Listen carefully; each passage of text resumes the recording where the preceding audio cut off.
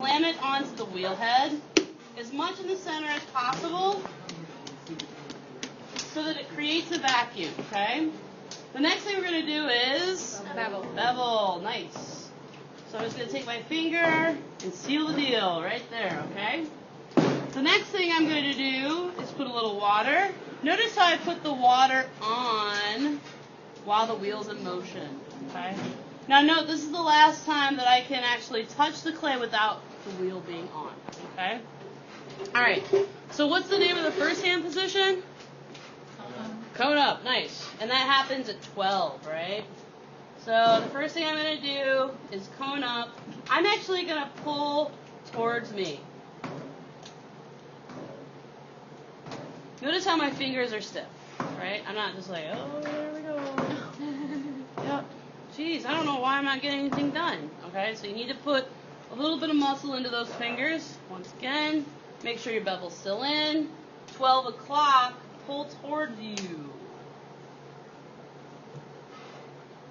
So have you noticed a difference in the clay already as I've been pulling it up? I'm kind of redistributing the clay so that it's more centered, and I'm also giving it some height so I can push it down into my clay mold right here. So I like to call this pushing the clay into a cupped hand that you turn, like this. And this is at approximately 10 o'clock. Make sure your bevel's in there, because that's actually where this finger's going to go. It's going to sit right in there, okay? Notice that my hand isn't like this. My hand's like this, all right? I'm going to throw a little water. Notice that my elbows, I'm braced everywhere, and I'm going to push the clay into my cupped hand.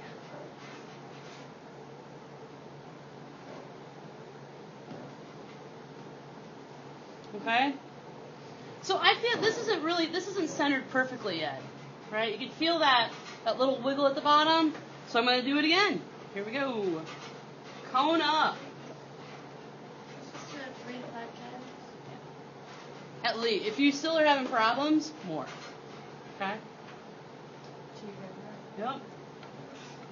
Pulling the cone towards me. Uh-oh.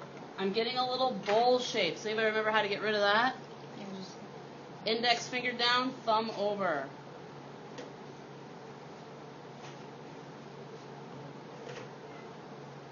If you allow that to get too out of control, you'll actually overlap it and it'll form a little air bubble there. So once again, I'm just going to make sure that my bevel's in there. Throw some water on. Cone up. You guys, notice where my body is in relation to this cone.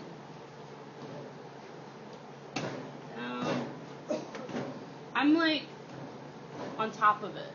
Okay? So you've noticed a difference from the first time that I slammed it on to the wheel head, right?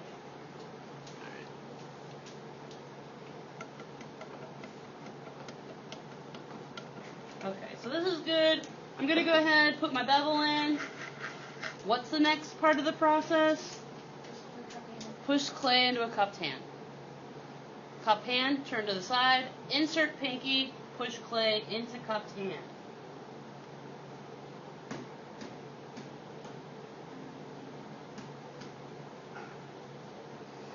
So can you guys see that it's kind of a matte? That means that I need to add water. Okay? When you add water, it's glossy. Alright, so I'm feeling pretty good about this. This is much better. Still a little uneven. Gonna put my bevel in, water, cone up.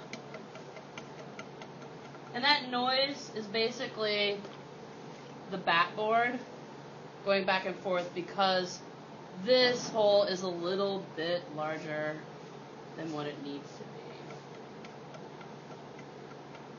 to be. Get all the goo off of your fingers. 12 o'clock, pull the clay towards you. Remember, stiff little fingers. You're getting a little bowl form. Push down and over. Put the bevel in. water.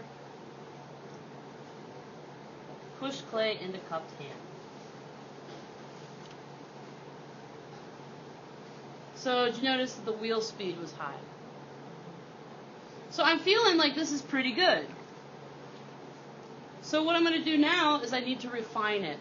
Do you guys remember the hand position for that? The J hook. So once again, remove the clay from the bevel, little water, J, insert thumb, press, that way with your right hand, pull with your left, okay? Clay speed is high.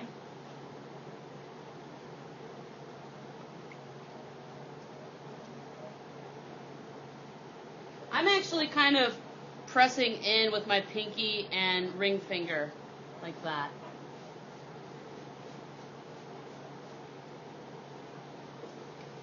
Jess, with your right hand, are you pushing down at all with your fingers, or are you not adding any pressure?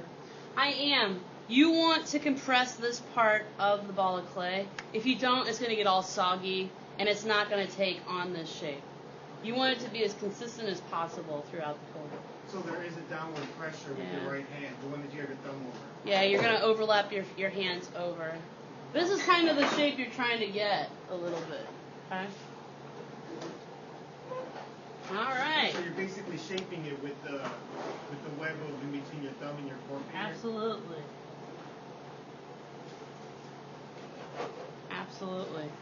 It's basically a template. Remember in coiling class? It's a template. All right, so we got a ball of clay here. So the next thing we're going to do is open it up. So I'm allowing my hands to kind of float along the surface, and I'm going to push my thumbs down. I'm going to put a little bit of water. Actually, when you first push them down, they're better at an angle, though, rather than straight down, aren't they? Probably, yeah, like the first half of an inch. And then the next part is just straight down until you get about a quarter of an inch, half inch, actually about a half inch from the bottom. Okay. Press the lip. So, what tool do I use to check the thickness of the bottom? Needle. Awesome. So I'm going to press the needle tool until I feel the bottom. Remove it. That's still a little thick. Ideal is about here. So I need to continue to push the clay down a bit. Stop the wheel completely. Do the same thing. I'm going to press it down just a bit more.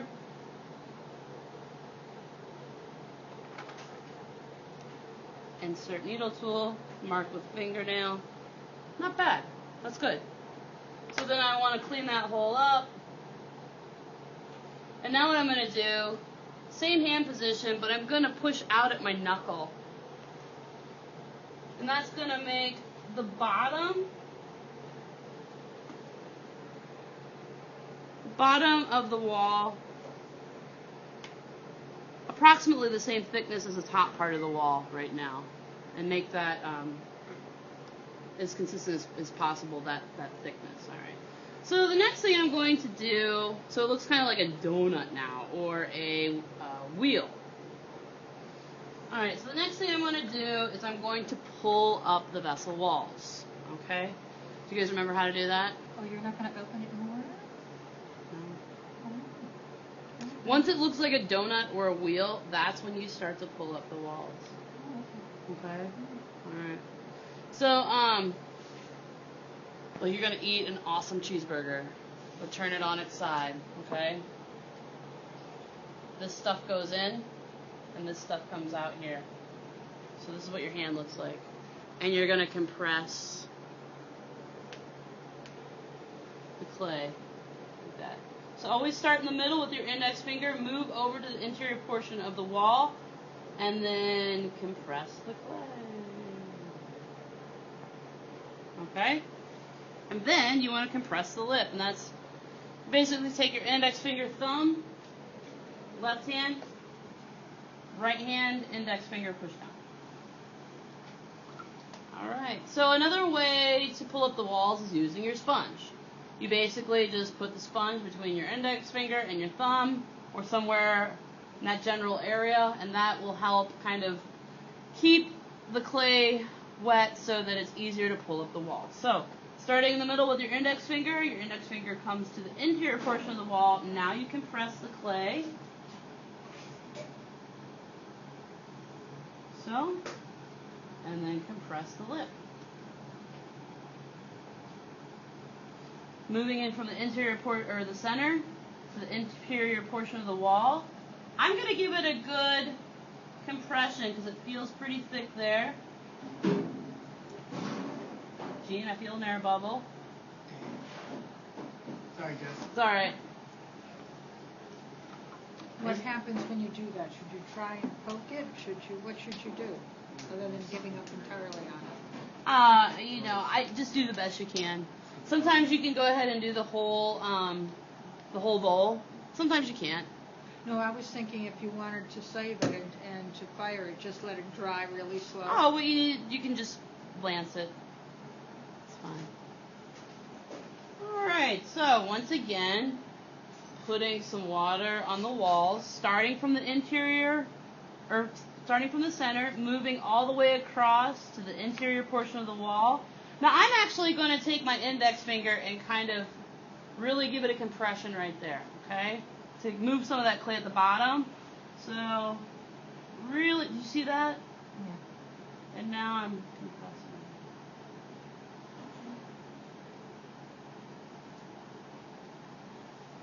Clean up the water at the bottom so I can see what's going on down there. Alright, so at this point, I want to start thinking about the shape, right? And this is the fun part because you guys, I encourage you to experiment. Just remember that you don't want it to be too thin at this part. If it's too thin here, then it can't support this weight here, okay? So, I'm going to start to kind of move to the right, which is going to open the vessel up, alright? Water. Notice you don't want the wheel speed too fast, okay? You want to slow it down quite a bit from when you're centering. Centrifugal force wants to pull. So if you're not careful, you're going to have plates instead of bolts, okay? So always start in the center of your pot, move to the interior portion of the wall, and I'm going to pull to the right. Lane. Alright, so you can see how that affected the piece, right? It's starting to open up. Does anybody have any questions so far? Jamie, you look tired. Got hit? Yeah.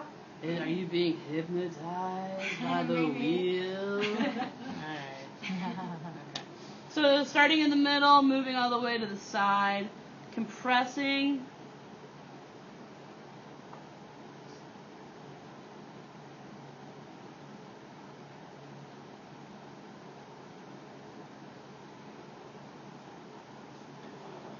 Compressing on the inside. I'm feeling pretty good about this little bowl. It's a little thick right in this area, so I'm going to pull a little thicker than I'd like. So starting in the middle, moving to the interior portion, and my last compression.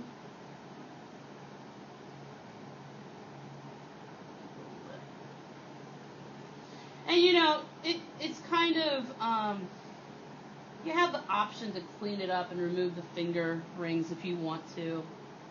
I don't mind them so much. It kind of gives that handmade quality. Yeah, it's good. But I do throw with my sponge, So what I'm going to do... When you throw with your sponge, is it like, are you saying it's a bad habit or something? Well, the thing about it is it's something that I developed when I was a beginner, and I've just always done it. And it seems like because I teach so many beginners, I kind of use it in my demo, and it's just part of how I throw now. If you can, try not to throw with your sponge, but, that's just how it goes. The reason it's bad to throw with your sponge is because it removes the clay, leaves the grog. So you got this, sandpapery feel. So what I do is I go back in, and I just compress. I just push them in with my finger. And I'll sit there for a little while and create the, there's that little air bubble. So here we go, Meryl. We're going to Gonna attack the bowl. Gonna find that air bubble.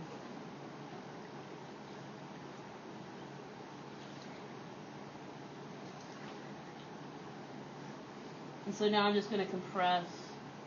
There it's done. Okay, good aim. Yeah, right? Alright, so I feel pretty good about it. So the next thing, you guys remember what the last part is? Trim the bottom. So hold your wooden knife tool like a pencil. Start at about 5 o'clock at an angle. Cut in. And then you want to put the blade flush with the wheel head. Cut it. And then remove.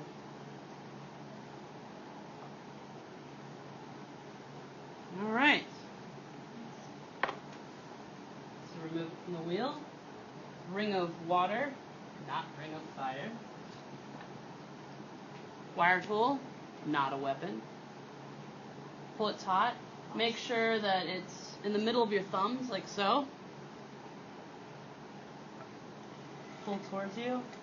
I usually pull, turn a quarter, and just keep doing this until you see the bowl move. And then you can either use your pot lifters, or you can, take it off that way. Does anybody have any questions? All right.